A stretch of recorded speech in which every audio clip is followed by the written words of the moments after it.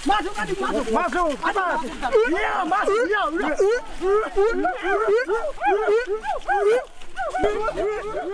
Kayu besi rawa sepanjang 17 meter ini disiapkan untuk membuat salib. Melihat panjangnya, timbul pertanyaan, siapakah yang akan disalib? Siapapun itu, pasti sesuatu yang lebih besar dari mereka. Tapi Frankie Woro, Casimilus Awe, dan warga suku Auyu di Papua Selatan ini tak akan melukai siapapun. Mereka memakai salib ini sebagai tanda perlawanan.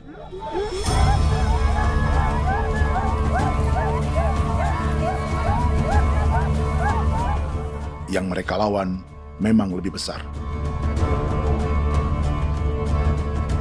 yaitu pemerintah Republik Indonesia. Pemerintah sedang mengincar 2,5 juta hektar hutan orang Papua untuk proyek tanaman industri pangan dan energi.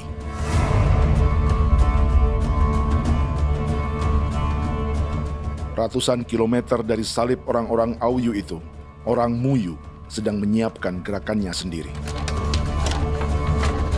Tapi kali ini dalam bentuk sebuah pesta.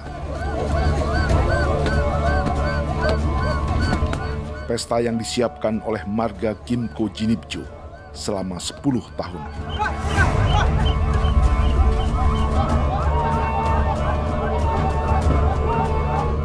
Sosok di marga ini adalah Willem Kimco, orang asli Papua yang tak punya kartu identitas kewarganegaraan manapun.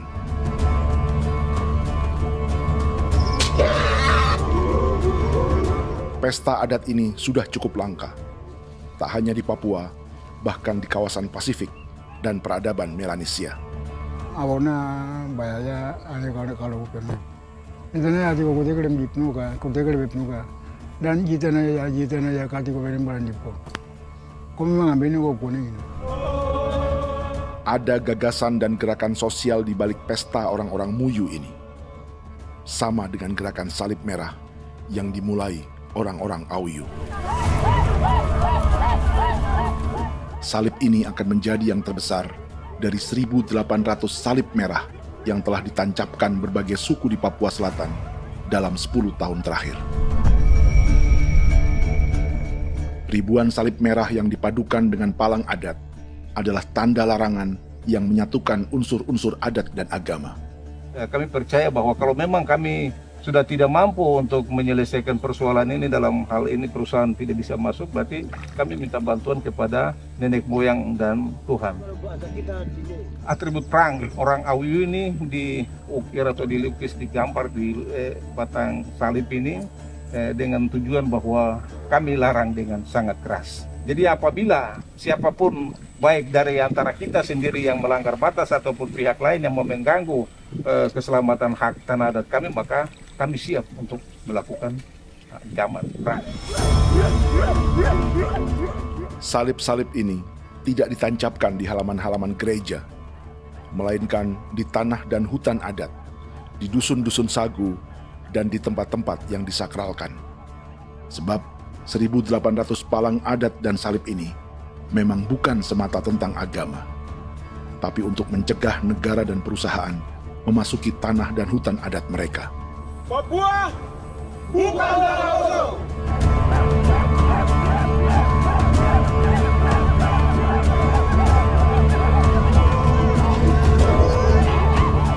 Di zaman TikTok ini, kami ingin menceritakan semua ini lewat film yang pendek.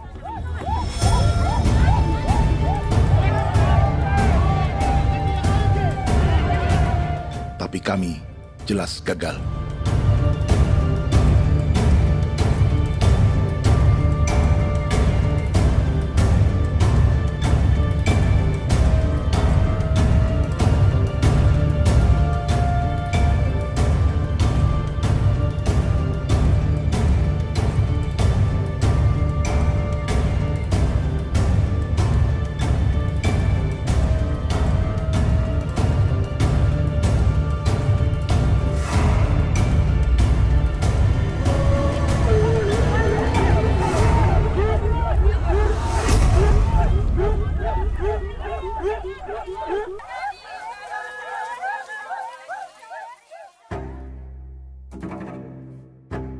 Di planet ini, ada 5 pemilik hutan hujan tropis terluas yang tersisa.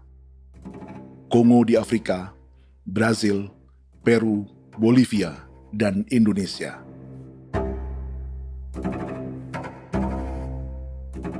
Di Indonesia, satu-satunya pulau yang hutannya masih terjaga adalah Papua, pulau terbesar kedua di dunia setelah Greenland.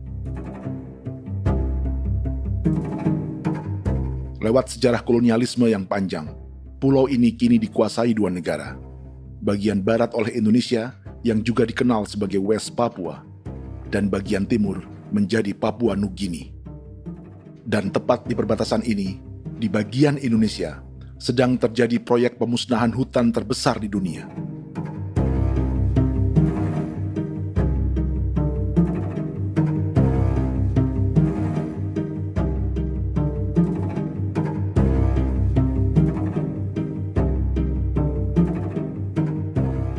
Pemerintah Indonesia sedang membuka lebih dari 2,5 juta hektar hutan untuk sawit, tebu, padi, dan peternakan.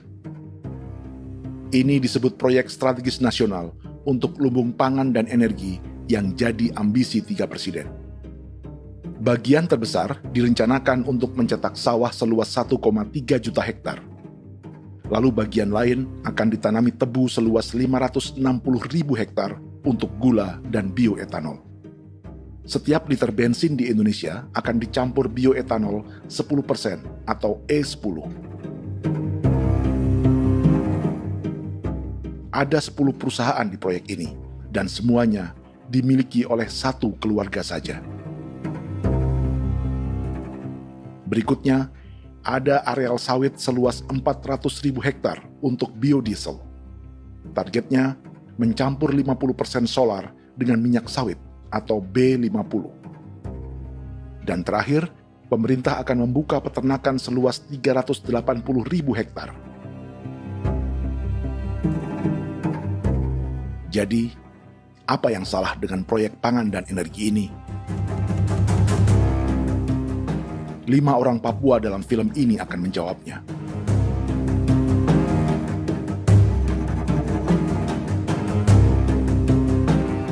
Yang pertama adalah Yasinta Moiwen dari suku Marin.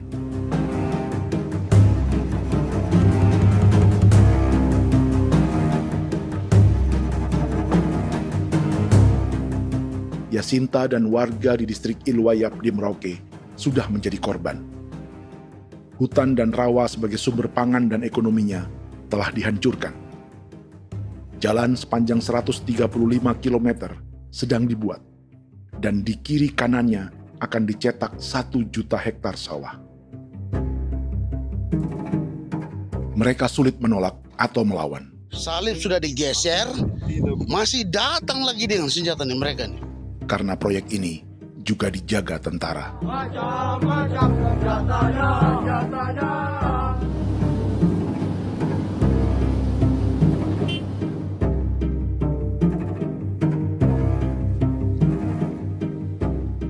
Yang kedua adalah Natalis Buer di distrik Tanah Miring, Merauke. Petani milenial ini merasa ditelantarkan. Sebab setelah hutannya diubah menjadi sawah, sebagian sawah-sawah ini tak tergarap. Orang asli Papua seperti Natalis tak punya modal untuk benih, pupuk, perawatan, hingga ongkos panen.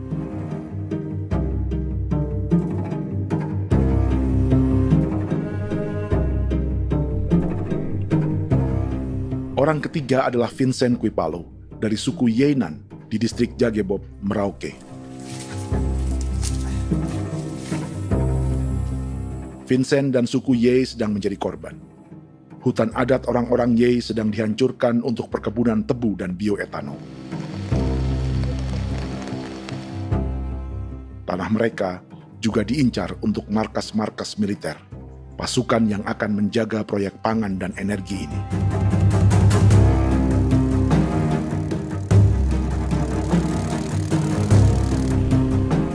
Yang keempat adalah Frankie Woro dari suku Auyu di distrik Fofi, Kabupaten Bovendigul. Hutan dan tanah mereka terancam perluasan perkebunan sawit untuk campuran biodiesel atau B50.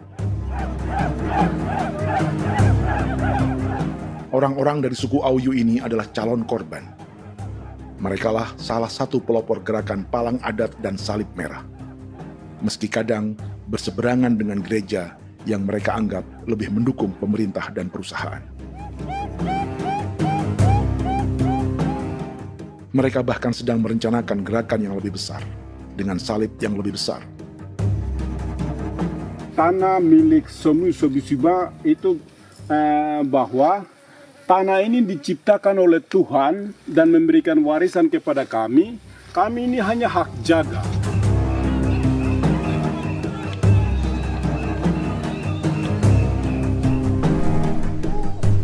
Sosok kelima adalah Willem Kimco dari suku Muyu di Bovendigul. Tokoh adat dari Muyu ini hidup di garis belakang proyek negara, sehingga belum menjadi korban.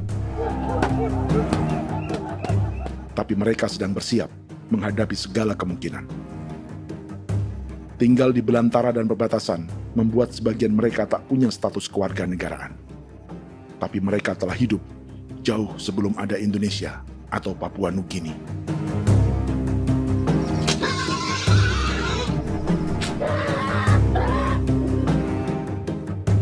Kelimanya mewakili jutaan orang asli Papua yang sedang terancam eksistensinya.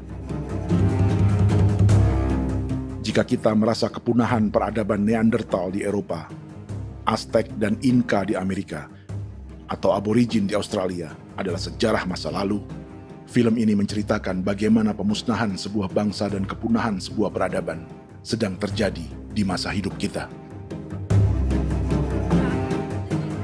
Kepunahan bukan karena kerusakan lingkungan dan ruang hidup semata, juga karena dihantam 60 tahun operasi militer.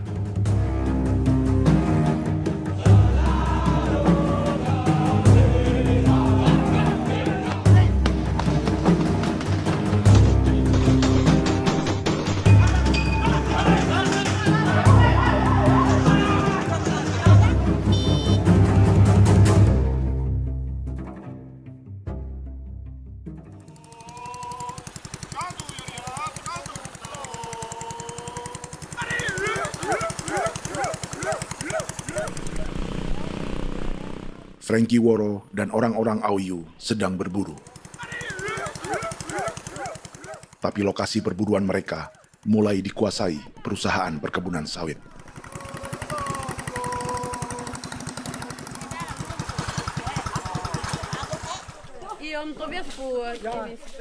Kita akan menuju arah ke Inabusu. Di sana kami akan masuk di wilayah konsesi perusahaan PT Indo Asiana Lestari, dan di situ ya ada survei-survei mereka yang mereka pernah lakukan, tapi juga kami ada lakukan tanda-tanda saksi di sana.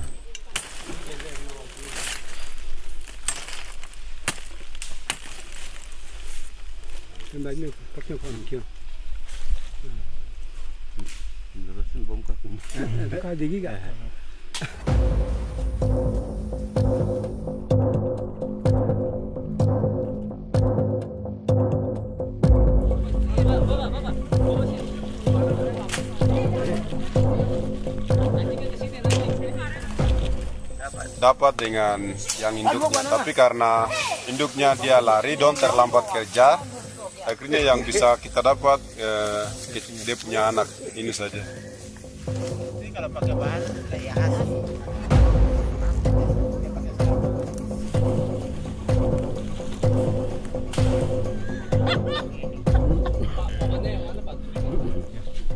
Pohon ini pohon bitanggur, dia punya kayu ini kita biasa gunakan untuk kerja perahu, dan juga kulit depu getanya itu kita pakai untuk kerja ini, panah-panah ini lem, jadikan lem ini, panah-panah.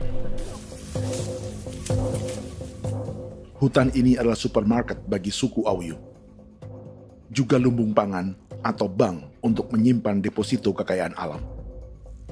Hutan juga tempat yang penuh dengan sejarah suku, situs budaya, dan tempat-tempat sakral. Inilah yang sedang mereka pertahankan dari incaran pemerintah dan perusahaan. Untuk semua alasan ini, mereka menancapkan ribuan salib merah.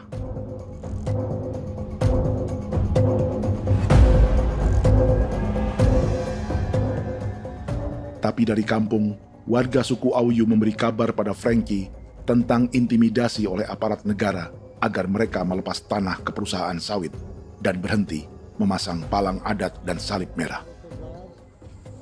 Ada beberapa titik yang saya sudah siap, tetapi di sini emergensi dari saya, terutama di Kampung Sokangon, PT Damai Timber.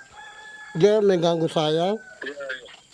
saya dengan menggunakan kekerasan maupun pihak hukum.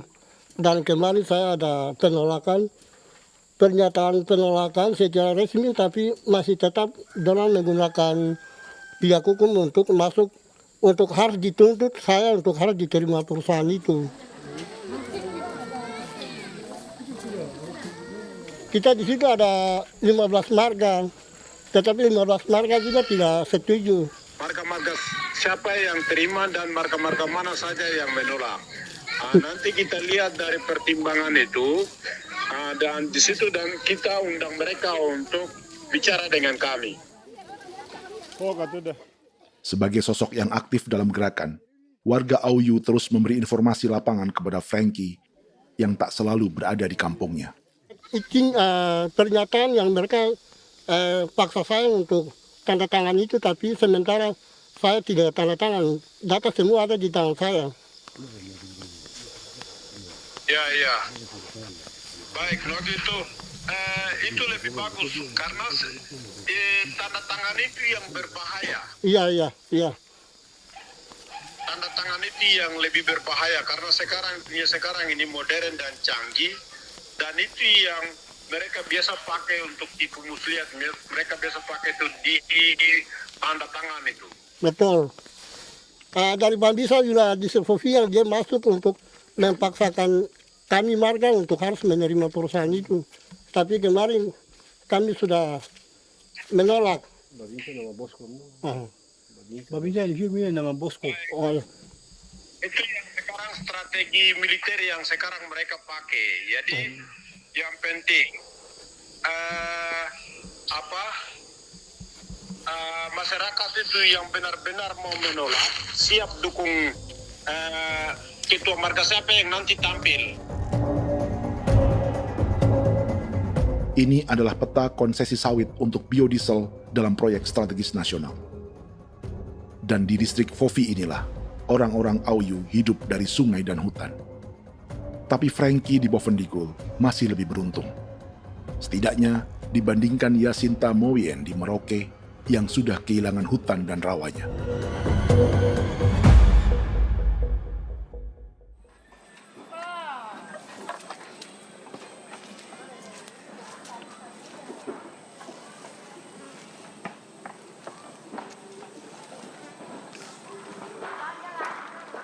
Yasinta dari suku Marin adalah petani sayur di Kampung Wanam, distrik Ilwayap, Merauke.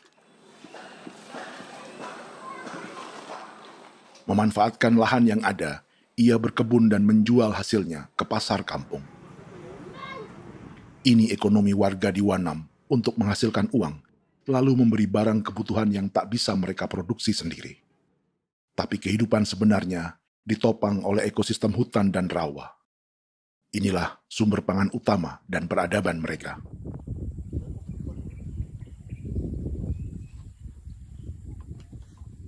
Namun ketenangan ini diusik ketika tiba-tiba pada Mei 2024, di Pelabuhan Wanam datang ratusan alat berat untuk proyek pangan dan energi pemerintah.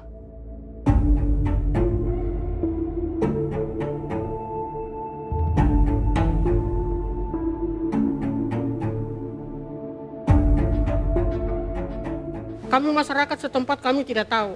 Kami kaget pagi-pagi kapal sudah ada di pelabuhan kami.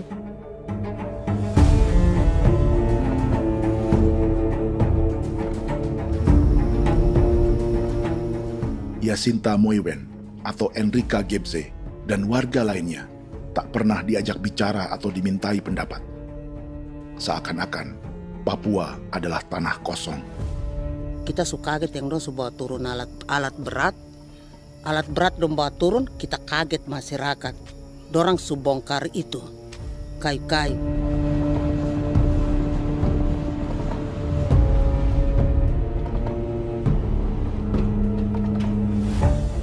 Bersamaan dengan alat-alat berat itu, juga berdatangan tentara Indonesia untuk mengawal proyek pembukaan hutan milik Jacinta.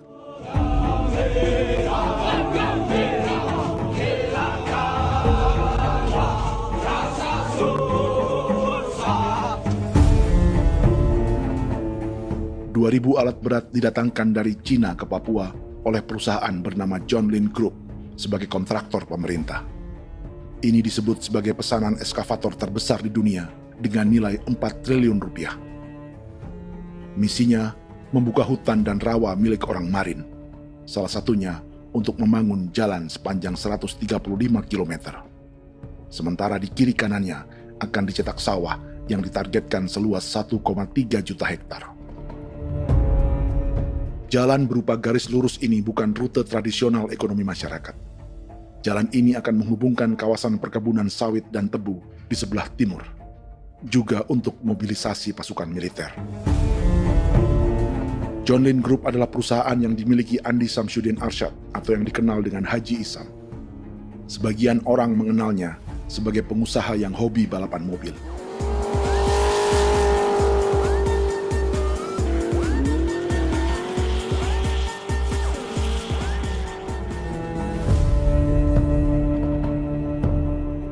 Tapi di Kalimantan, ia berbisnis batu bara, perkebunan sawit, pengolahan karet, penerbangan, perkapalan, dan biodiesel.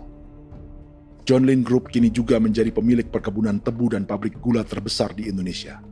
Sayapnya melebar dari Kalimantan hingga ke Bombana, Sulawesi Tenggara. Perkebunan tebu, pabrik gula, dan industri bioetanol inilah yang juga sedang dikembangkan di Papua. Foto ini adalah momen ketika Isam bersama kerabatnya, Menteri Pertanian Amran Sulaiman dan Menteri Pertahanan Syafri Samsudin meluncurkan program biodiesel atau B50 di Kalimantan Selatan. B50 artinya setiap 1 liter solar, 50%-nya akan dicampur minyak sawit. Perusahaannya, PT John Lin Agroraya, menjadi salah satu pemainnya.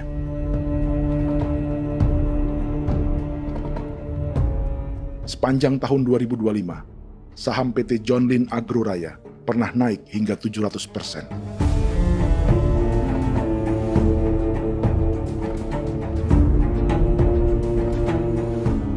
Perusahaan sawitnya yang lain, PT Pradiksi Gunatama, sahamnya bahkan pernah naik 4.000% hanya dalam 1 tahun. Dari harga saham ini saja, nilai kekayaan keluarga Isam diperkirakan mencapai 100 triliun rupiah lebih, menjadikannya salah satu keluarga terkaya di Indonesia dan salah satu pemain penting industri bioenergi. Dan di Papua Selatan inilah sebagian sawit-sawit untuk mendukung program B50 akan ditanam. Inilah tanah orang-orang Wambon, Muyu, Marin, Yei, atau Auyu seperti Frankie Ward.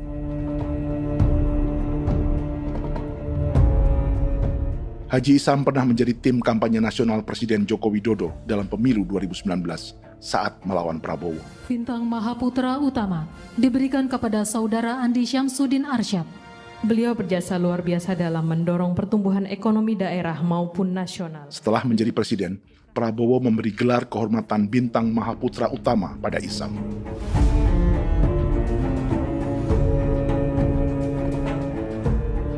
Sejumlah menteri Prabowo, juga kerabat dan orang-orang yang pernah bekerja di perusahaan Isam.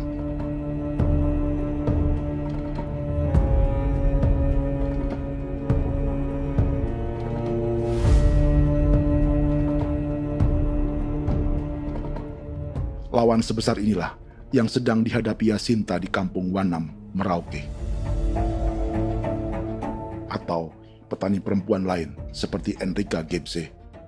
Jadi alam kita ini sudah rusak. Jadi kita itu biasa jalan dari sini tuh harus pasang jerat di situ, harus cari makan di situ lagi. Itu tempat-tempat itu pasang-pasang jerat, tempat babi, rusa, sekarang sudah tidak ada lagi.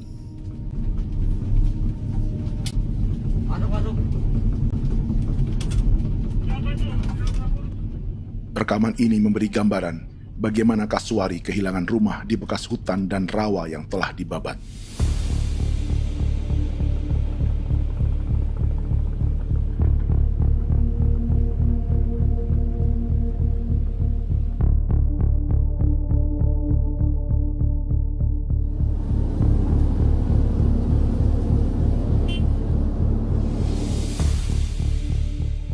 Keterlibatan tentara dalam proyek pangan dan energi di Papua memakai dalih bahwa ancaman terhadap negara kini tak hanya perang secara militer, tapi juga melalui pangan dan energi. Kementerian Pertahanan pun terlibat karena proyek ini dianggap operasi militer selain perang. Jadi tugas kamu adalah menjaga sumber cadangan pangan nasional. Macam-macam senjatanya, Proyek ini menambah panjang alasan mempertahankan kehadiran tentara di Papua dalam 60 tahun terakhir. Saat ini, jumlah tentara Indonesia di Papua mencapai 56.000 personel, atau ada 1 tentara untuk setiap 100 orang Papua. Bandingkan dengan rata-rata nasional, di mana hanya ada 1 tentara untuk 696 penduduk Indonesia. Itu belum termasuk polisi. Artinya, 1 orang Papua dijaga lebih banyak senjata dari rata-rata penduduk Indonesia. Tanah dan hutan diambil secara sepihak untuk kepentingan pembangunan batalion dan bandar antariksa. Ini bentuk perampasan masyarakat. Penolakan kehadiran markas-markas militer terjadi di sejumlah tempat di Papua. Tak hanya karena trauma dan ketakutan, juga karena mengambil tanah-tanah adat.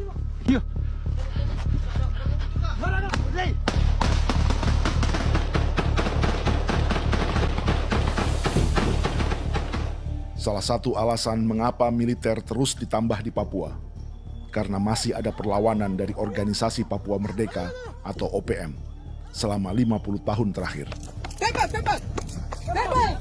Ayo. Tapi kekuatan militer OPM diperkirakan hanya 1.430 personel dan 360 pucuk senjata. Selebihnya, mereka menggunakan senjata tradisional.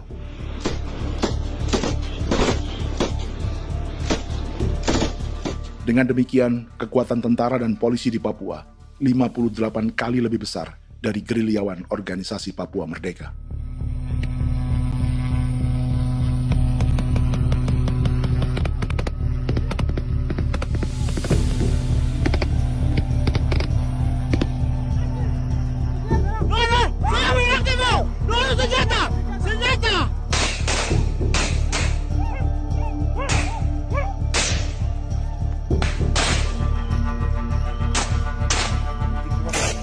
Sebagian tentara berada di garis depan pertempuran, tapi sebagian besar lainnya terlibat operasi non-tempur menjaga proyek pemerintah dan investor swasta. Seperti Batalion Infanteri Teritorial Pembangunan di distrik Jagebob, Merauke ini. Lokasinya bersebelahan dengan konsesi lahan tebu untuk gula dan bioetanol milik PT Murni Nusantara Mandiri. Baik perusahaan maupun markas militer, keduanya mengambil hutan milik suku Ye dari marga Kuipalo. Tapi orang datang tanam ini saja di sini, tanam papan nama ini. Victor Kuipalo menunjukkan apa yang terjadi. Jadi kita juga kaget ini. Nah, kalau ini papan nama ini memang ini papan nama ditanam tapi bukan haknya mereka yang ini. Ini hak kami di sini, hak dusun kami, marga Kuipalo yang punya hak dusun ini. Setelah memasang patok, alat berat mulai bekerja untuk membangun markas militer di tanah orang Ye.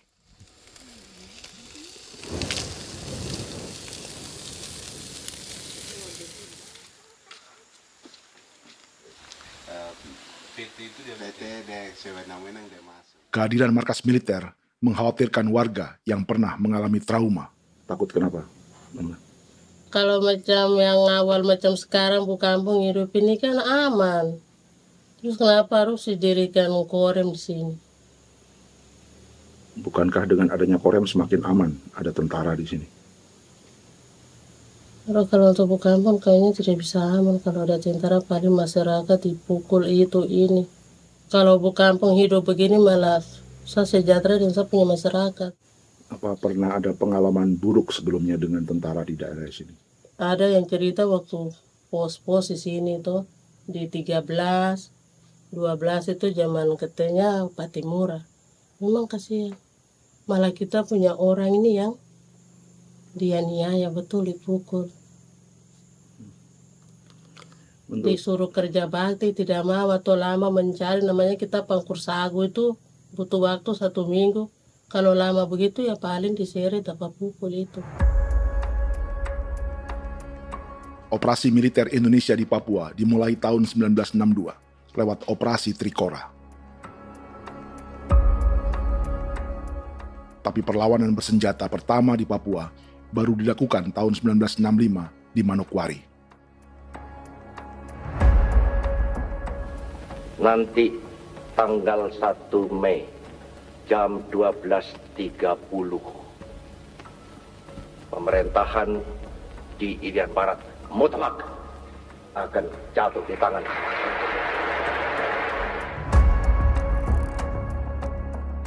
Sejak itu, selama 60 tahun, operasi militer untuk menaklukkan Papua terus dilakukan.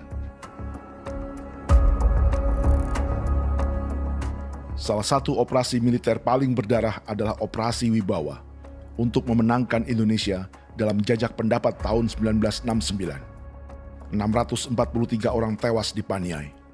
Lalu disusul 4.146 korban tewas antara tahun 1977 hingga 1978.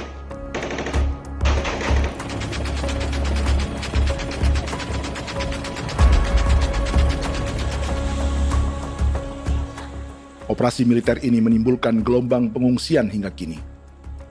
Dewan Gereja Papua mencatat 103.000 orang menjadi pengungsi pada tahun 2025 dan nyaris tak diberitakan media-media Jakarta.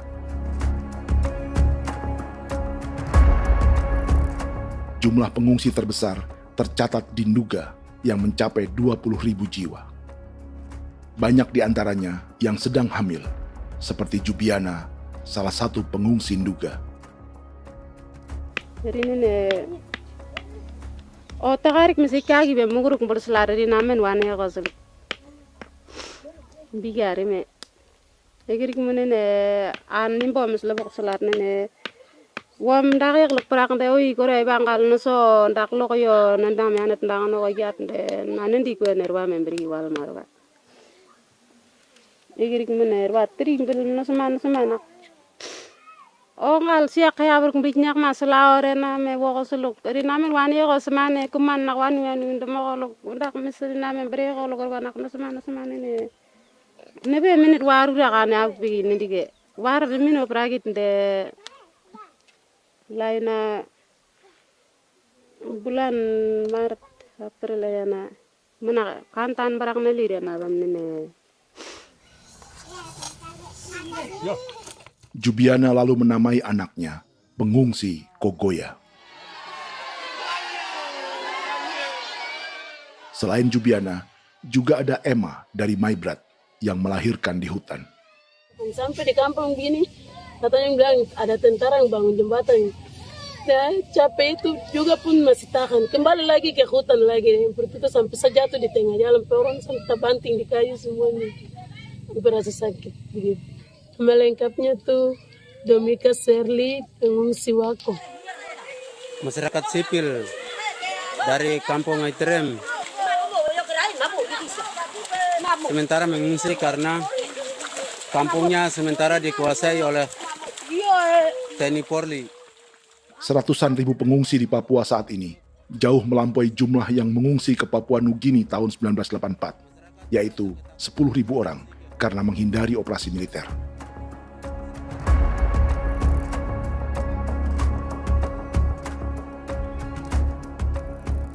Bersamaan dengan operasi militer, eksploitasi sumber daya alam Papua juga dilakukan sejak masuknya tambang emas dan tembaga Freeport pada tahun 1967.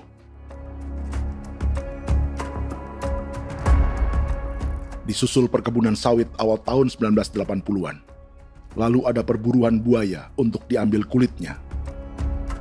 Sebelumnya, ada eksploitasi gas alam di Teluk Bintuni, pencarian besar-besaran kayu gaharu, atau pembukaan hutan tanaman industri. Ini belum termasuk perburuan dan perdagangan ikan arwana di selatan Papua, penebangan kayu merbau dari hutan-hutan Jayapura, emas di Blok Wabu Intan Jaya, bahkan nikel di pulau-pulau kecil Raja Ampat. Dan kini, dalam skala yang belum pernah terjadi dalam sejarah, Papua dipaksa mencetak sawah, tebu untuk bioetanol, dan sawit untuk biodiesel.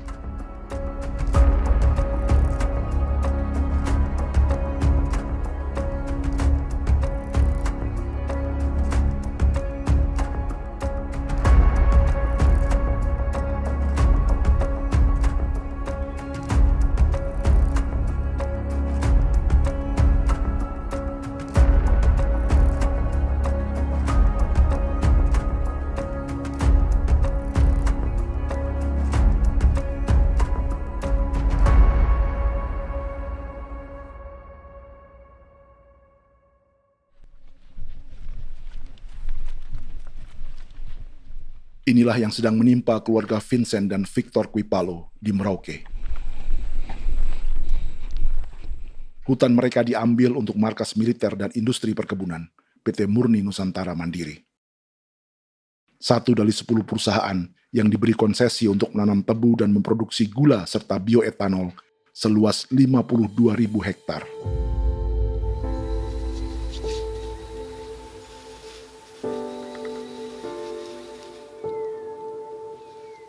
Perusahaan ini dianggap mengambil hutan dan tanah orang-orang Ye, terutama marga Kuipalo, yang memiliki hak adat terhadap 2.300 hektar hutan.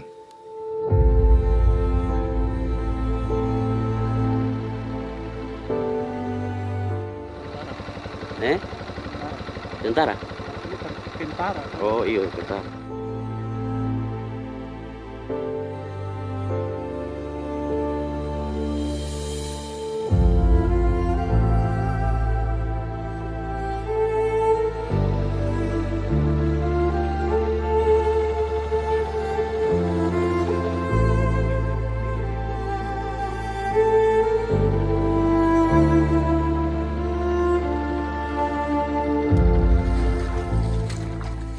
Keluarga Kuipalo sedang melihat apakah perusahaan semakin mengancam tanah mereka. Dan kekhawatiran itu terbukti. Iya, makanya tadi saya bilang ini dari sini saja dekat ini sudah masuk di dalam ujung lapang ini. Ini hutan, yang ini hutan yang orang ada bongkar sekarang ini. Ini sudah punya alat sudah dekat ini. Dekat sekali ini. Ini di sini. Nacau, kelapa itu yang jalan lama, jalan setapak ini. Dari udara, terlihat alat-alat berat semakin mendekati tanah orang-orang Ye, marga Kuipalo.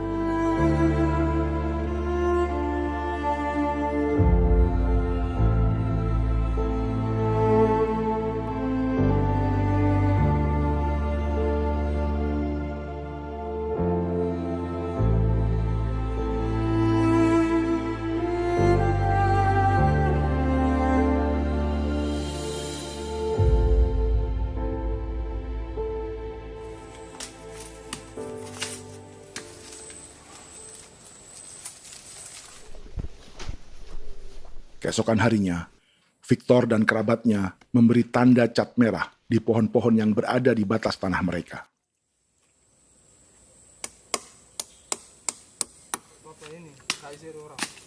Tapi tanda peringatan adat ini tak diindahkan perusahaan.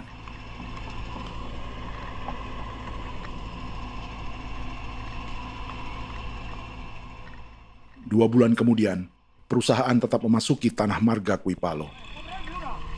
Sama. Kami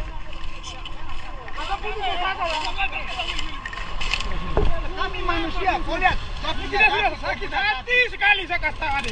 Ini sama baik kalau tak pikiran berubah lagi ada. Kami juga punya tangan, hanya beda rambut. Mister itu juga. Woi, buka. Tidak.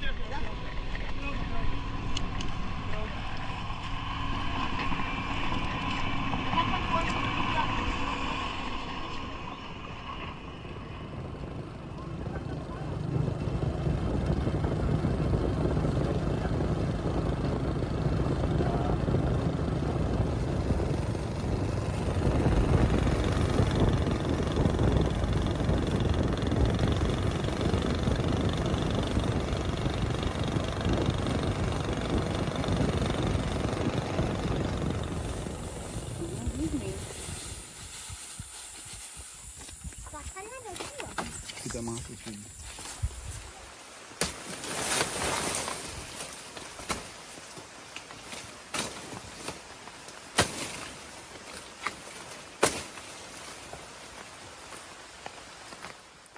Jadi ya untuk itu seperti saya katakan tadi, apakah lebih baik kita tidak usah ada kah atau bagaimana, kita pisahkan,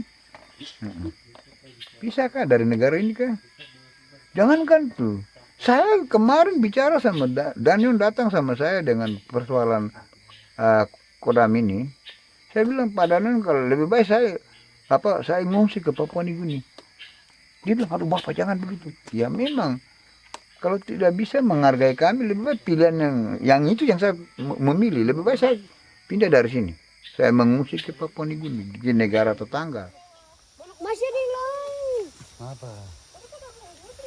Oh, ini. Saya bilang sama Kapolsek, Pak, Agustus ini, 17 Agustus saya tidak kasih naik bendera merah putih. Saya bendera ada, nanti saya taruh di meja. Bendera saya ada. Karena saya punya pikiran percuma kita ini merasa bahwa kita hidup di bawah naungan merah putih.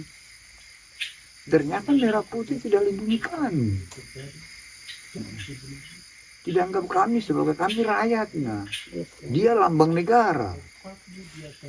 Dan kami menghargai lambang negara itu. Ternyata lambang negara ini, kita bernaung di bawah lambang negara ini, kita tidak dilindungi. Hak kita tidak dihargai.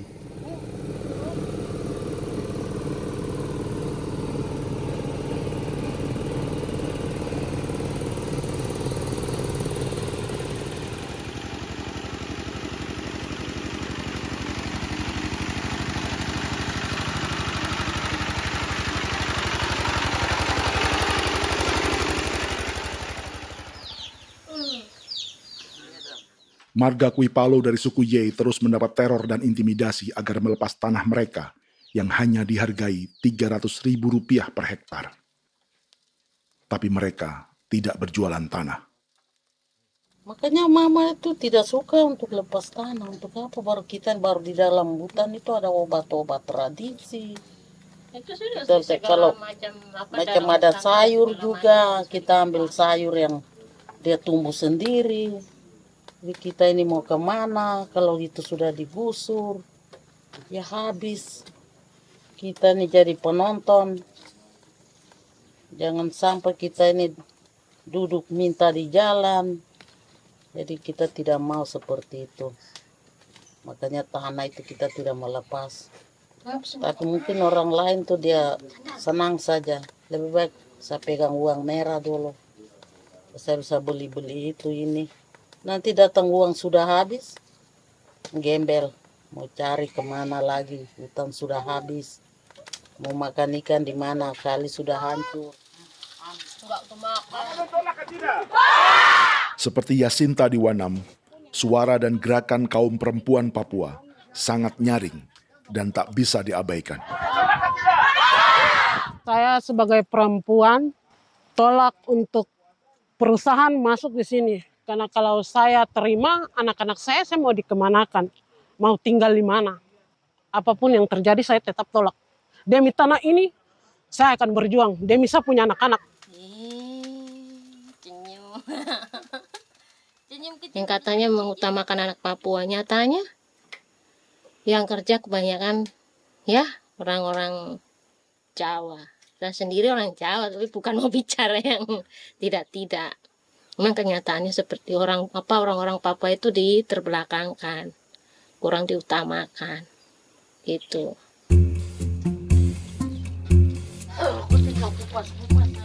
Proyek food estate seperti mencetak sawah, bukannya tak diikuti warga Papua.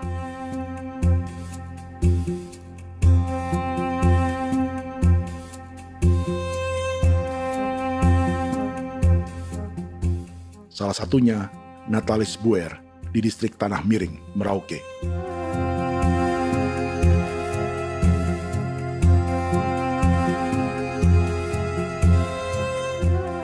Setelah menghabisi hutan, pemerintah Indonesia mencetak sawah untuk tanaman padi karena beras mulai menjadi makanan pokok menggantikan sagu. Sebagian besar penggarapnya adalah warga transmigran yang datang sejak era 1980-an. Bahkan petani transmigran sudah ada sejak Belanda membuka proyek padi kumbe di distrik Kurik. Lokasi yang sering jadi langganan pejabat Indonesia memamerkan sawah di Papua. Tapi Natalis juga ingin belajar menanam padi atau bersawah. Namun ia kesulitan karena dibutuhkan modal untuk benih, pupuk, hingga pemeliharaan dan panen. Lalu sawah-sawah ini pun mulai dikuasai pendatang.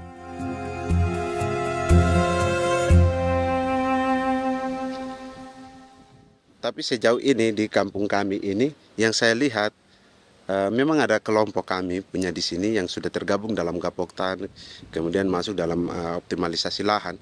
Tapi menurut saya anak asli yang punya lahan di sini. Mereka tidak punya. Pemerintah dalam hal ini adalah Kementerian Pertanian bersama-sama Kementerian Pertahanan yang dalam hal ini pada garis di bawahnya adalah TNI Angkatan Darat, memberikan support yang maksimal kepada masyarakat khususnya di Merauke dalam rangka.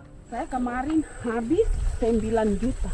9 juta ya? Iya, 9 juta karena dia sudah tidak dipakai toh. Ya. Perempuan Papua seperti Filomena juga mau bertani. Pemerintah memberi bantuan Rp900.000 per hektar lewat program optimalisasi lahan atau OPLAH. Tapi dibanding biaya produksi dan harga jual gabah, Filomena mengaku berkali-kali rugi dan kini memutuskan tak lagi menggarap sawahnya. Terus kita harus cari uang untuk kombe. Betul. Karung kita beli. Karung beri sendiri lagi. Tenda kita beli. Ini dari yang offline ini don tidak siapkan. Tidak ada. Tidak ada ya, jadi mama don sendiri. Itu yang saya udah bilang, 900.000. Itu modal untuk kerja sawah ini. Mulai dari kerja sampai nanti panen. Panen. Wih, ngeri sekali. Iya, lucu toh? Tidak dapat itu. Betul, Mam. Kalau disuruh tanam ubi berhektar-hektar, mari datang. Kita tahu cara rawatnya bagaimana, iya. Tanamnya bagaimana, tanam model bagaimana supaya hasilnya model begitu. Kita tahu. Kalau yang ini kan kita baru belajar. Sebagian hutan milik warga Senayu di Merauke sudah dibuka untuk sawah dan kebun tebu oleh PT Global Papua Abadi. Proyek pertanian ini dikerjakan oleh Kodim Merauke. Mereka melepas sebagian tanah karena ingin belajar bertani. Saya punya nenek moyang tidak ajar saya tanam padi. Tapi saya mau berubah. Generasi saya yang berikut ini besok lusa tidak bisa makan pisang, sagu. Namun program optimalisasi lahan yang dijanjikan dengan berbagai bantuan tak dirasakan Filomena. Obat rumput beli, obat padi beli, jonder kita bayar, bahkan bibit masih kurang, cari bibit lagi beli. Jadi saya memang kalau program pemerintah saya sama sekali saya tidak suka. Baku tipu saya.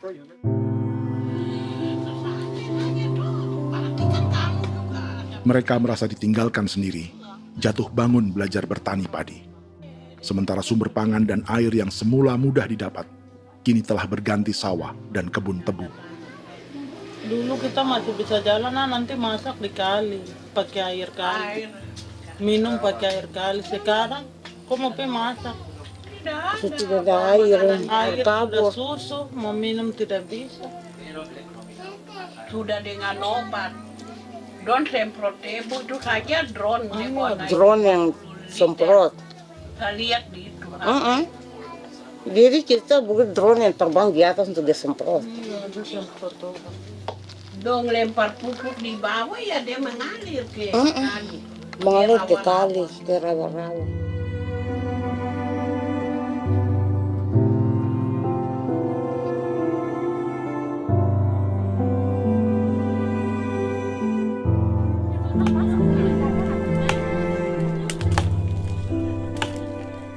Seperti pertanian sawah bagi orang Bali atau Toraja, Bagi orang Auyu dan suku-suku lainnya di Papua Selatan, sagu juga bukan semata tentang pangan.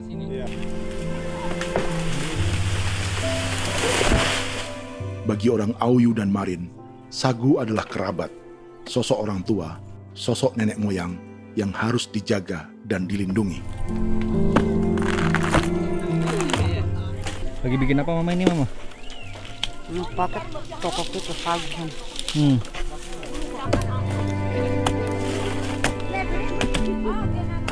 Kami diingatkan oleh leluhur, sagu itu tidak boleh digusur dan tidak boleh diganggu dengan cara apapun, dan di dalam rangka kepentingan apapun tidak boleh.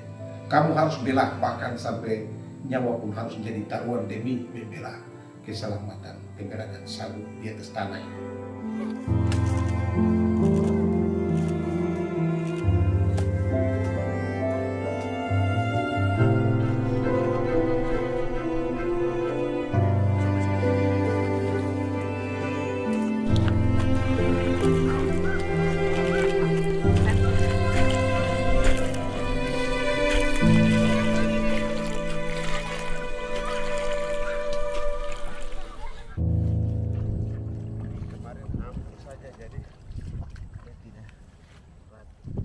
Menurut Natalis, pemerintah di Jakarta mendefinisikan lumbung pangan semata urusan beras dan mencetak sawah.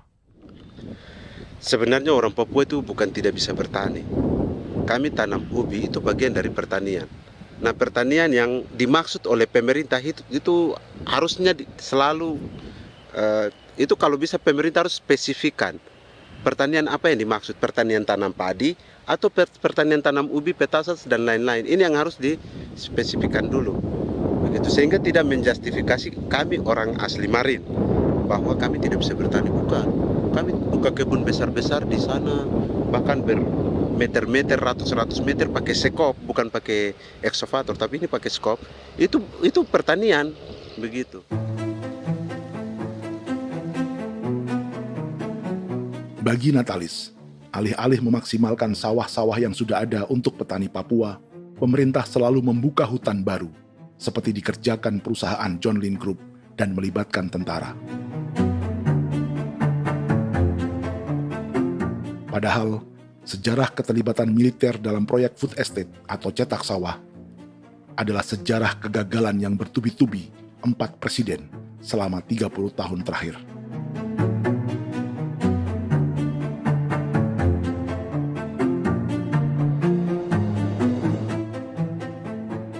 Papua bukan yang pertama menjadi proyek lumbung pangan yang melibatkan tentara. Kalimantan telah menjadi korban 30 tahun sebelumnya.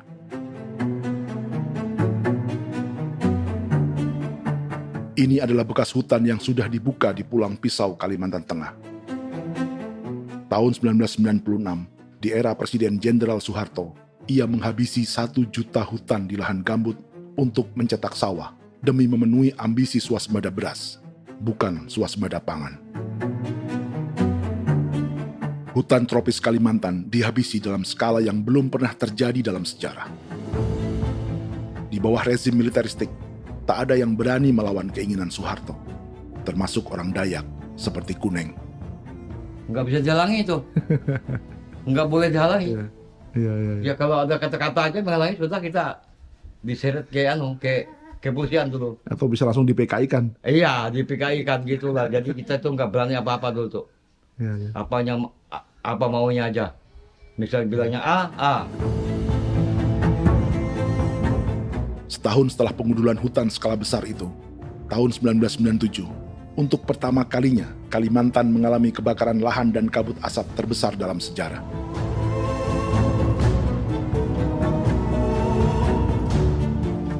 Sebagai ilustrasi, ini kondisi kabut asap tahun 2015.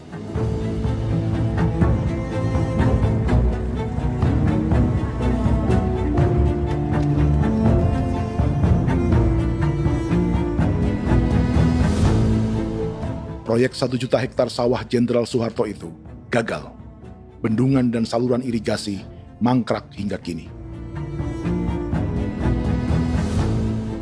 Mei 1998, rezim Soeharto tumbang. 2 tahun setelah ia menumbangkan jutaan hektar pohon di Kalimantan.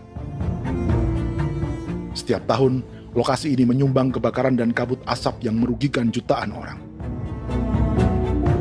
Sawah yang berhasil di Kalimantan justru bukan sawah yang dibangun Jenderal Soeharto, melainkan yang dirintis para transmigran sejak era 1980-an.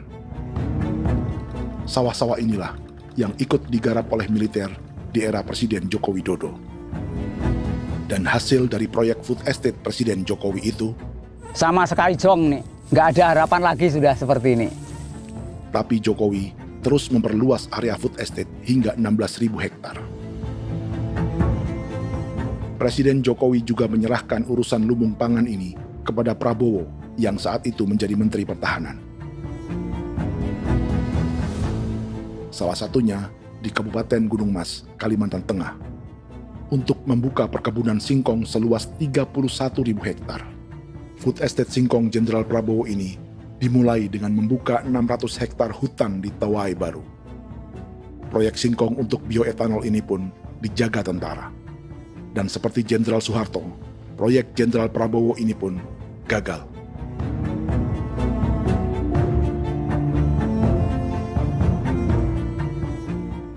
Dengan reputasi ini, Joko Widodo dan Prabowo justru sedang membuka 2,5 juta hektar di Papua.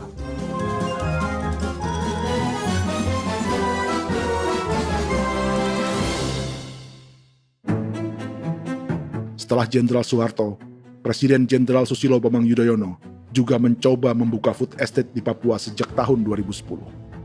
Namanya Merauke Integrated Food and Energy Estate atau MIFE. Proyek ini juga gagal. Lalu di lokasi yang sama, Jokowi berusaha meneruskan dengan proyek mencetak sawah 1,2 juta hektar yang juga gagal. Sekarang yang paling siap adalah 1,2 hektar. Yang 1,2 juta hektar. Dan kini, Prabowo yang pernah gagal dengan 600 hektar singkong di Kalimantan justru akan mengulangi di Papua dengan skala 2,5 juta hektar. Di daerah Papua pun harus ditanam kelapa sawit supaya bisa menghasilkan juga BBM dari kelapa sawit. Dalam setiap proyek pangan dan energi di Papua, yang lebih menonjol bukan tanaman pangannya, melainkan untuk energi atau bahan bakarnya. Sawit untuk biodiesel dan tebu untuk industri bioetanol. Ada 10 perusahaan yang diberi konsesi hingga 0,5 juta hektar untuk tebu. Dan 10 perusahaan itu dimiliki oleh 1 keluarga saja.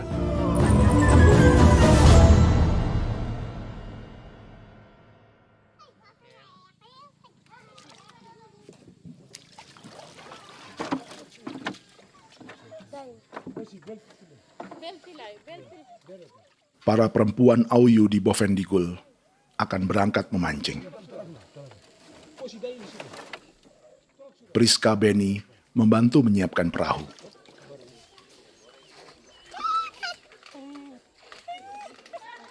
Mereka akan mengumpulkan bahan pangan di hutan untuk persiapan acara penancapan salib merah berikutnya.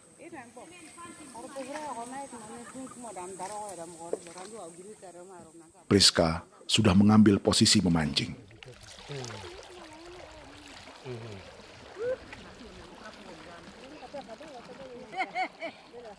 1.800 salib merah telah dipasang di wilayah adat berbagai suku di Papua Selatan untuk menghalau perusahaan sawit dan tebu.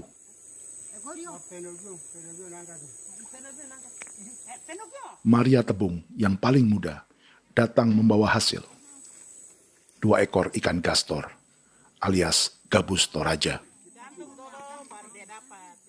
Sebagai generasi Z, pendidikannya sampai sekolah dasar. Di perusahaan perkebunan seperti sawit atau tebu, ijazah SD hanya bisa menjadi buruh kasar. Tapi ia tak tertarik. Karena kita hidup itu dari alam, kita pancing, juga di darat, bawa anjing, terus bikin pagar sagu, dapat babi, bawa baru kita makan. Jadi kita tidak mau perusahaan masuk. Kita tidak akan terima. Sementara Priska Beni masih mencari peruntungan. Tapi baginya, menjadi nelayan di Sungai Fofi masih lebih baik daripada bekerja 9 tahun di perkebunan sawit. Sudah pengalaman, jadi kita tidak mau lagi. Seberapa lama ketika kerja itu? Selama di sana. 9 tahun di sana. 9 tahun? Saya baru pulang dari perusahaan. Selama 9 tahun kerja di sawit, bisa punya rumah kah? Atau Tidak. motor kah? Tidak. Johnson kah? Tidak. Cuma makan saja. Pendapatan juga kan tidak lebih. Habis dimakan.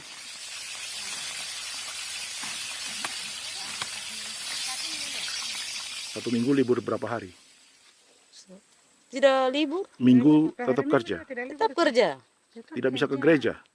Hari Minggu kerja. Hari Minggu juga kerja. Dia tidak mengenal agama perusahaan itu. Di grup perusahaan sawit Korindo, Priska digaji 2 juta rupiah per bulan dan tinggal di mes karyawan. Tapi gaji itu dipotong bahan makanan atau BAMA rata-rata 1 juta rupiah setiap bulan. Korindo adalah grup perusahaan yang salah satu usahanya adalah hutan tanaman industri dan sawit di Bovendigul dan Merauke. Di Papua, mereka memakai bendera PT Tunas Sarwa Ema. Perusahaan ini pernah memberi bantuan pada Keuskupan Agung Merauke. Keuskupan Merauke belakangan mengeluarkan pernyataan mendukung proyek strategis nasional di Papua. Umat Katolik yang memprotes sikap gereja tersebut ditangkap polisi. Jadi selama 9 tahun tidak bisa nabung? Tidak. Makan saja. Makan saja. Makan saja. Menabung bagaimana? Keperluan banyak. Sudah sampai. Habis di anak-anak uang sekolah. Uang 1 juta itu mana sampai. Mau nabung juga tidak cukup. Sudah pengalaman, jadi kalau di sini perusahaan mau masuk tidak.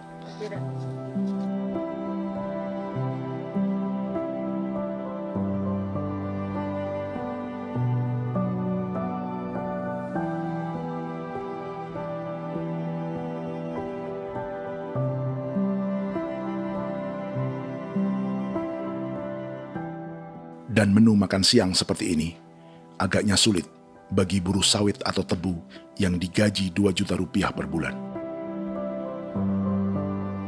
Generasi Z seperti Maria Tebung atau generasi milenial seperti Priska Beni punya matematika ekonominya sendiri. Sawit untuk biodiesel atau tebu untuk bioetanol tak akan ada bedanya bagi mereka.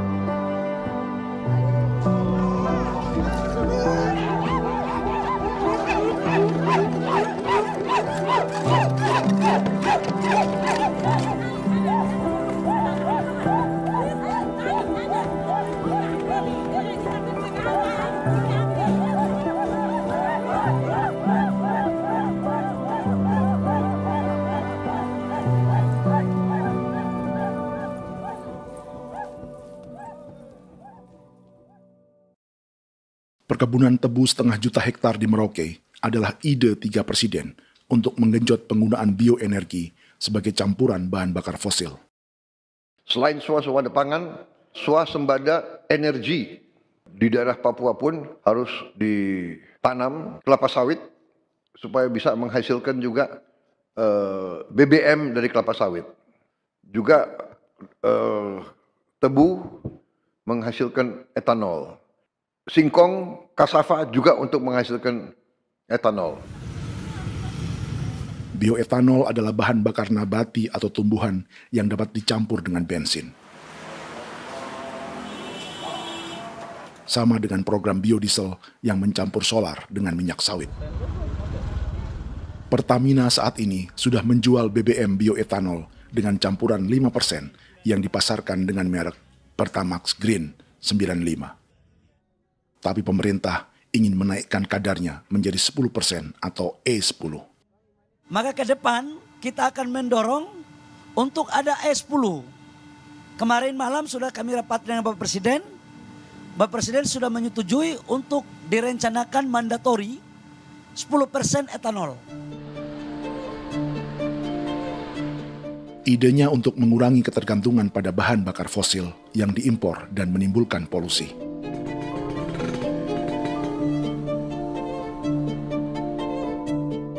Tapi bioetanol bukannya tak mengorbankan lingkungan, hutan, rawa, dan manusia. Karena program E10 membutuhkan 7,3 miliar liter bioetanol, maka lahan yang dibuka untuk menanam tebu bisa mencapai 1,3 juta hektar. Sementara saat ini, luas perkebunan tebu di Indonesia hanya 500 sampai 600 ribu hektar. Artinya, butuh lahan baru hingga 800 ribu hektar untuk menanam tebu. Dan 500 ribu hektar diantaranya sedang dibuka di Papua. Hutan yang tadinya untuk menumbuhkan pangan, berubah jadi tanaman untuk bahan bakar di jalanan. Kecepatan pulihnya hutan beradu dengan jumlah dan kecepatan kendaraan di jalanan.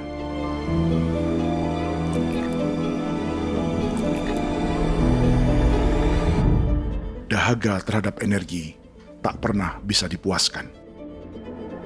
Setelah minyak sawit untuk biodiesel, dunia kini merambah singkong, jagung, dan tebu untuk bioetanol. Benua Amerika, Eropa, sebagian Afrika, hingga separuh Asia kini mulai memakai bioetanol sebagai campuran bahan bakar.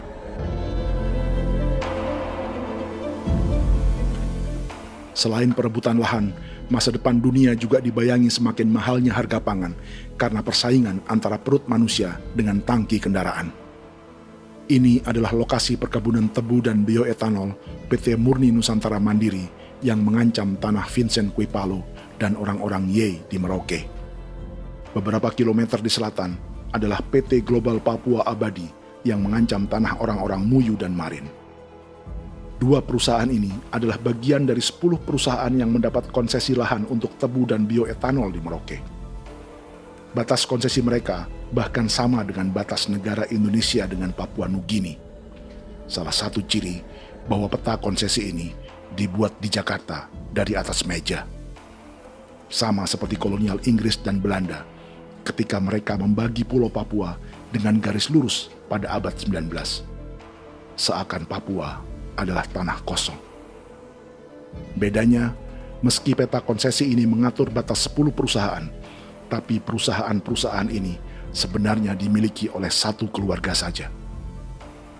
Ini nama 9 dari 10 perusahaan tebu dan bioetanol di Merauke, Papua. 99% saham mereka dimiliki sebuah perusahaan bernama PT Merauke Nusantara Manis. Sementara 1% sisanya dimiliki PT Merauke Gula Mandiri. Tapi saham kedua perusahaan ini dimiliki PT Merauke Sugar Group. Dan perusahaan ini 90% sahamnya dimiliki pengusaha bernama Angelia Bonaventure Sudirman serta perusahaan bernama Zico Trust dan Resource Harvest. Lalu 10% lainnya dikuasai PT Papua Energi Abadi yang pemiliknya adalah Dudi Christian dan Angel Madeline. Sekarang, mari kita lihat siapa mereka. Angelia Sudirman adalah keponakan dari salah satu konglomerat sawit Indonesia, Martias Fangiono. 9 perusahaan di Papua ini berada di bawah bendera Merauke Sugar Group.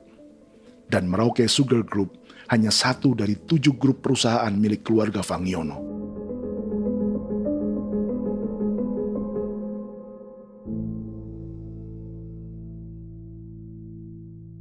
Ini Martias Fangiono. Seperti Haji Isam, Martias selama ini dikenal sebagai pengusaha sawit yang kini merambah bisnis tebu dan bioetanol. Ini momen saat penanaman perdana tebu di Merauke bersama Presiden Joko Widodo Juli 2024. Di sini juga ada anak Martias Fangiono, yaitu Wirastuti Fangiono. Wirastuti adalah salah satu yang menonjol dari keluarga Fangiono.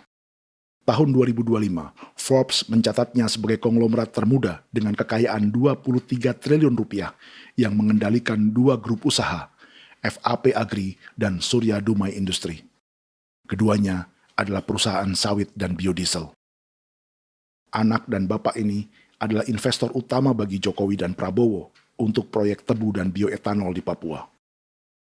Sementara yang ini adalah mertua Sitorus, pemilik raksasa agribisnis dunia, Wilmar International, yang juga memegang konsesi sawit di Papua lewat berbagai perusahaan. Tapi mertua kini memakai bendera baru, yaitu KPN Corporation atau Karunia Prima Nastari. KPN inilah yang memiliki kelindan bisnis dengan keluarga Fangiono untuk proyek tebu Merauke. Apalagi grup Wilmar yang didirikannya juga pemain gula utama di Australia. Tahun 2010, Wilmar membeli 100% saham perusahaan gula terbesar Australia, Sucrogin. Akuisisi senilai 1,5 miliar dolar Amerika ini langsung menjadikan Wilmar pemain tebu terbesar kelima dunia. Sebagian bibit tebu yang ditanam di Merauke adalah varietas yang dikembangkan Lembaga Riset Gula Australia atau Sugar Research Australia. Sugar Research Australia lalu menjalin kontrak pengembangan bibit dengan PT Global Papua Abadi milik Fangiono. Tapi masalahnya, Sugar Research Australia adalah badan publik yang tugasnya memajukan petani tebu dan sebagian dananya berasal dari pajak warga Australia. Itu artinya, warga Australia membiayai pengembangan bibit tebu untuk investor dan pemerintah Indonesia. Dokumen ini menunjukkan bahwa lembaga yang dibiayai warga Australia itu pernah memiliki kontrak penyediaan bibit dengan PT Global Papua Abadi milik keluarga Fangiono. Kontrak itu baru berakhir pada November 2024. Artinya, saat Presiden Jokowi dan keluarga Fangiono menanam bibit tebu pada Juli 2024 ini, kontrak itu masih berlaku. Nama lain dalam keluarga ini adalah Siliandra Fangiono, yang pada tahun 2024 dijuluki Raja Sawit Termuda dengan kekayaan 39 triliun rupiah dalam catatan Forbes. Ia mengendalikan grup First Resources. Secara umum, keluarga Fangiono memiliki 20 perusahaan di Sumatera, 32 perusahaan di Kalimantan, 1 di Jakarta, 2 di Singapura, dan 25 perusahaan di Papua. Di Papua, perusahaannya tersebar dari Sorong, Mapi, hingga Merauke. Para politikus dan pejabat Indonesia terus membesarkan konglomerasi, meski Martias Fangiono pernah divonis 1,5 tahun penjara karena kasus pembalakan liar dan kebun sawit ilegal tahun 2007. Sementara tahun 2022, Wilmar terlibat kasus korupsi ekspor minyak sawit dan divonis mengembalikan kerugian negara 11,8 triliun rupiah.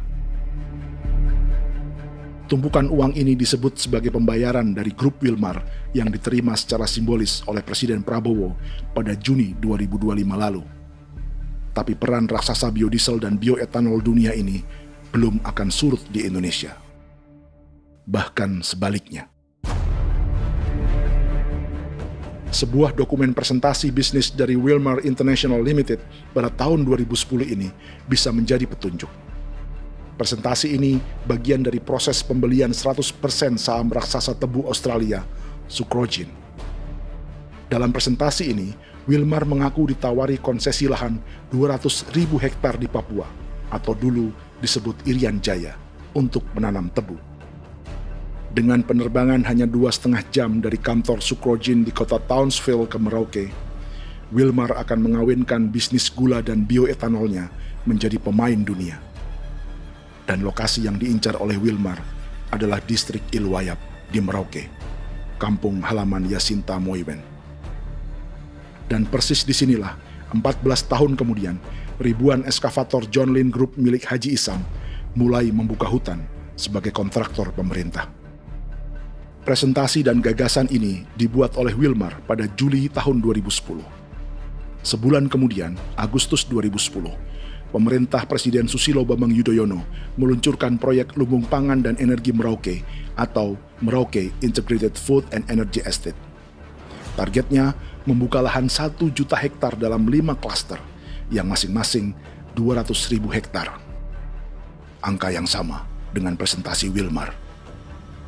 5 tahun kemudian, 2015, giliran Presiden Joko Widodo yang mau melanjutkan proyek pangan dan energi 1,2 juta hektar.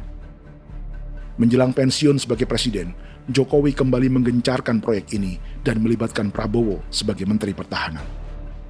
Jokowi lalu mendukung Prabowo sebagai presiden berpasangan dengan anaknya, Gibran Rakabuming Raka sebagai wakil presiden.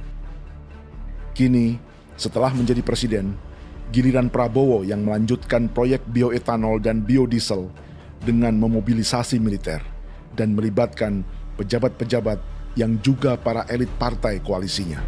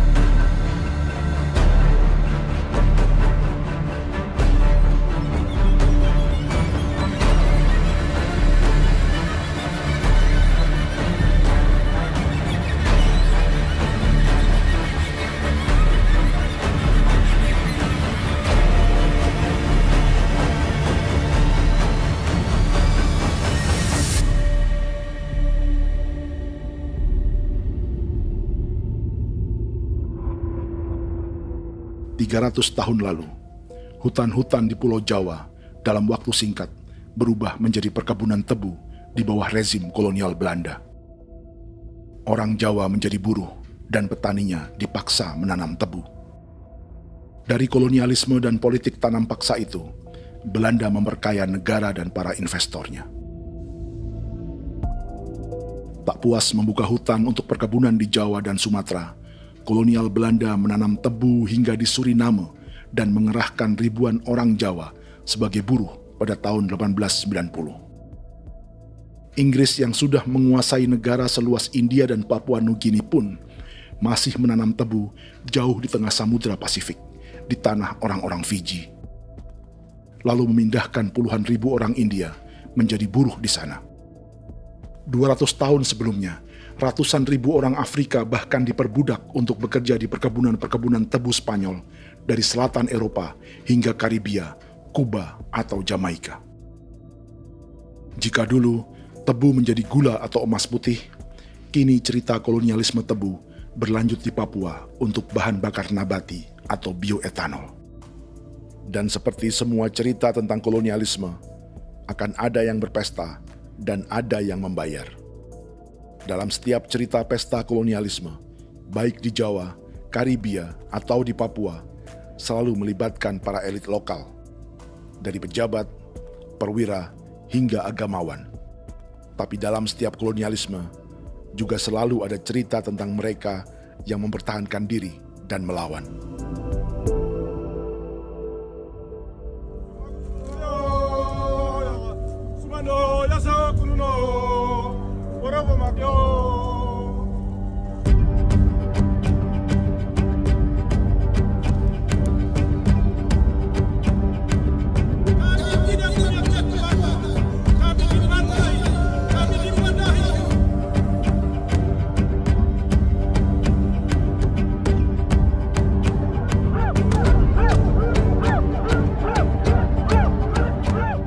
Dalam sejarah Gereja Katolik banyak pemimpin-pemimpin yang adalah tanda petik itu adalah Judas-Judas juga.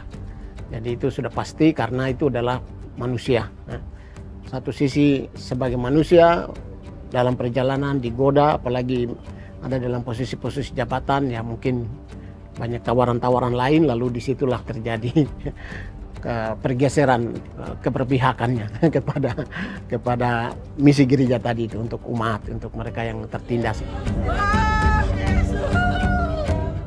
Orang kirim eksavator, orang kirim tentara, orang kirim polisi. Pukul kami bukan pencuri, kami tidak pernah mencuri orang barang. Kami tidak pernah menangis ke orang lain. Kami tidak pernah menangis ke kita bapak mama, kami menangis kepadamu. Tuhan kami lemah. Mesti datang ada begitu. Dia kata begini hijau cikui ya. Orang datang ke bangsa kami, ke wilayah kami untuk kasih habis kami.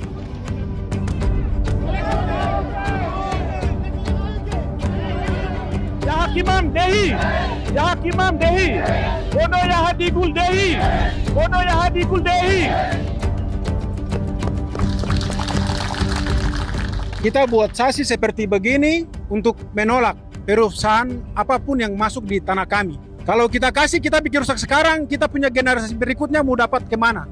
Jadi kita nyatakan sikap di sore hari ini, kami tolak. Apa yang dilakukan pemerintah untuk PSN adalah kejahatan. Pemerintah bagian dari kejahatan, aktor perusak dan pembunuh terhadap negara, terhadap alam, hutan, terhadap manusia. Jadi negara jadi aktor pembunuh. Jadi Pilatusnya siapa? Negara, pemerintah Jakarta ini. Tanah Wiu bukan kosong. Masyarakat adat kami masyarakat. Perusahaan tolak. Lihat asal.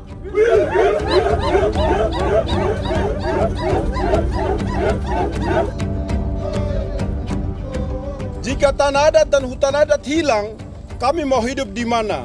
Maka di sini saya mau bilang, negara jangan tipu-tipu kami lagi.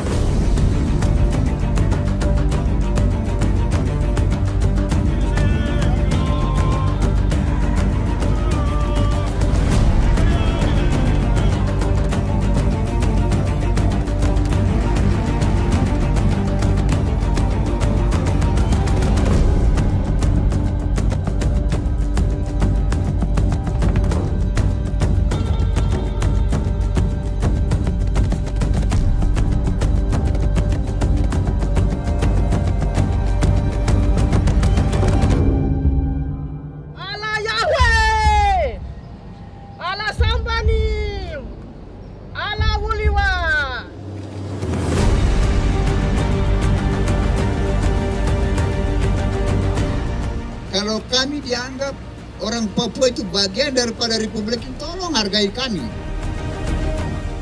Dengan adanya PSN, PT, John Lindrup yang sudah menerobos tanah kami dan hutan kami, merusak alam kami. Itu yang kami datang ke Jakarta jauh-jauh dari Papua. Kami mau bersuara kepada Bapak Presiden Prabowo Subianto, di mana keadilan untuk masyarakat Papua. Tolong lihat masyarakat Papua yang sudah mati. Kami bersepakat menyatakan, 1. Gereja-gereja di Indonesia mendukung masyarakat adat yang menolak proyek strategis nasional di tanah Papua. 2. Gereja-gereja di Indonesia menolak militerisme dan otoritarianisme di Indonesia.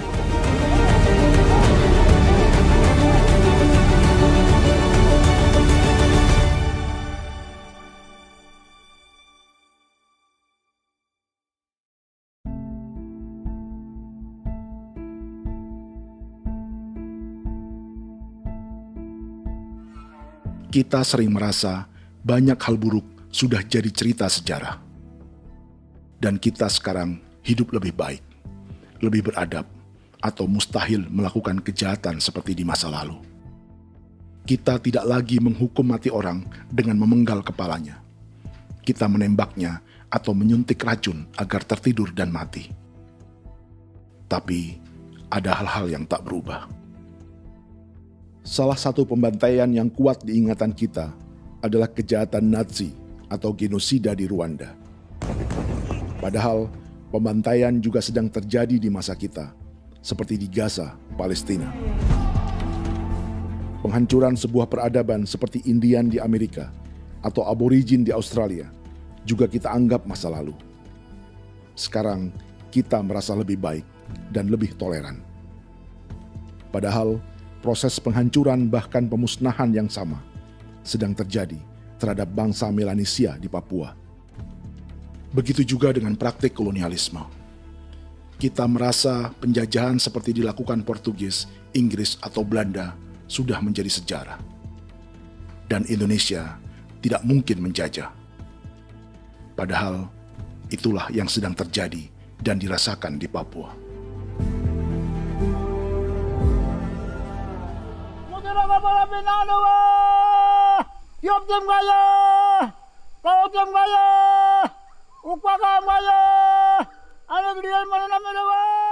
Jalannya sejarah ini disadari Willem Kimco di pedalaman Bovendigol, Papua. Hidup terpencil dan tak tersentuh urusan negara bukan berarti selalu aman.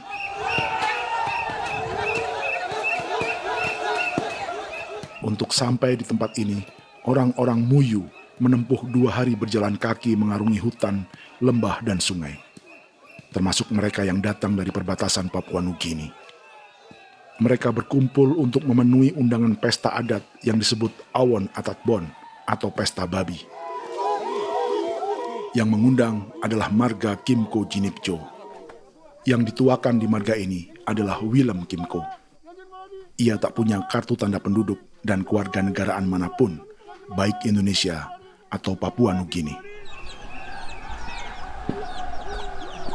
Tahun 1984, 10.000 orang Papua, terutama suku Muyu, mengungsi ke Papua Nugini untuk menghindari operasi militer Indonesia, termasuk Willem Kimco.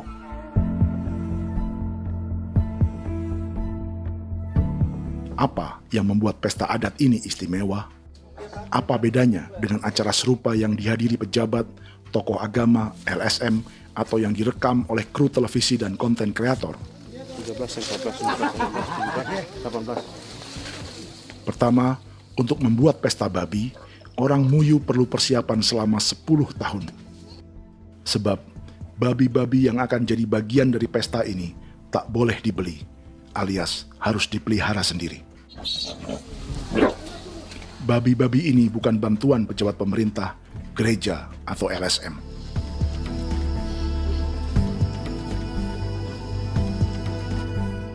Yang kedua, babi-babi ini tidak dipelihara di kandang. Jadi punya nama babi ini kah? Harimau. Harimau? Harimau. Dia kulit dengan ini bulu di harimau, macam harimau begitu dan kasih nama harimau. Setelah diberi nama, mereka dilepas liarkan di hutan sejak kecil.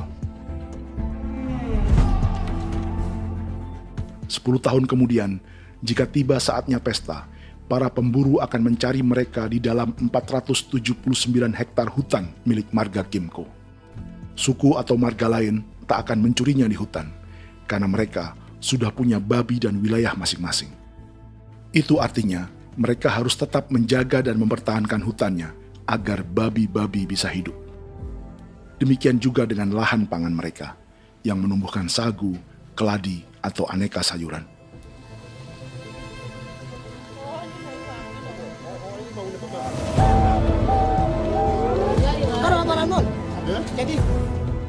Yang ketiga, dalam Awon Atatbon atau pesta babi, binatang ini tidak dimakan secara gratis. Setiap marga atau klan dalam suku Muyu akan membayar jerih payah tuan rumah menjaga hutan dan memelihara babi.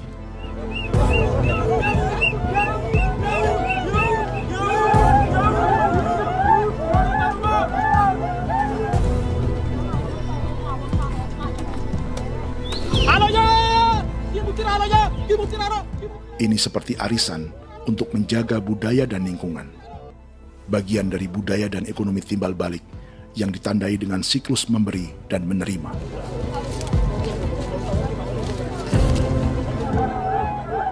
Ini juga cara orang Muyu membangun dan memperluas aliansi. Awon bet begul bet, ulan yau kando bet, asat bet anani, asat bet jenek liga anani, oh, ado amten anani, menini tene jaga, kepo kemo ko di mana, kepo kemo mayat nih, kep tetek no mayangul, kep kanin bet wini ke iftore wen, ne tene ya kadek me, oke, kepo nanti kuto kemo, kepo kepasak kuto nani. Keneman gini wane wane. Koko kati bolon ya bengo. Koko kuning bolon ya. Jika Willem Kimco dan marganya bisa menjaga hutan dan wilayahnya, marga lain ikut diuntungkan sebagai sebuah ekosistem. Demikian juga sebaliknya. Alasan keempat, mengapa pesta babi ini memiliki tempat khusus dalam peradaban orang Muyu, karena Willem Kimco khawatir peradaban mereka akan punah, menyusul ancaman terhadap ekosistem dan hutan. Setiap marga atau klan harus mengkonsolidasi diri dan membangun aliansi.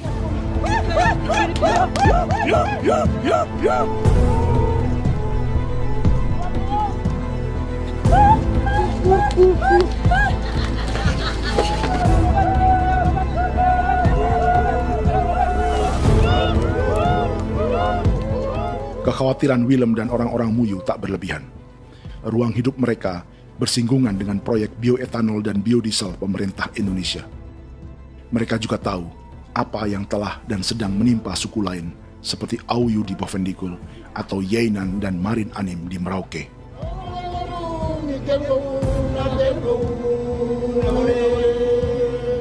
Jika suku-suku lain menggunakan palang adat dan salib merah sebagai gerakan perlawanan, orang-orang Muyu memakai pesta babi untuk mempersiapkan diri dan konsolidasi.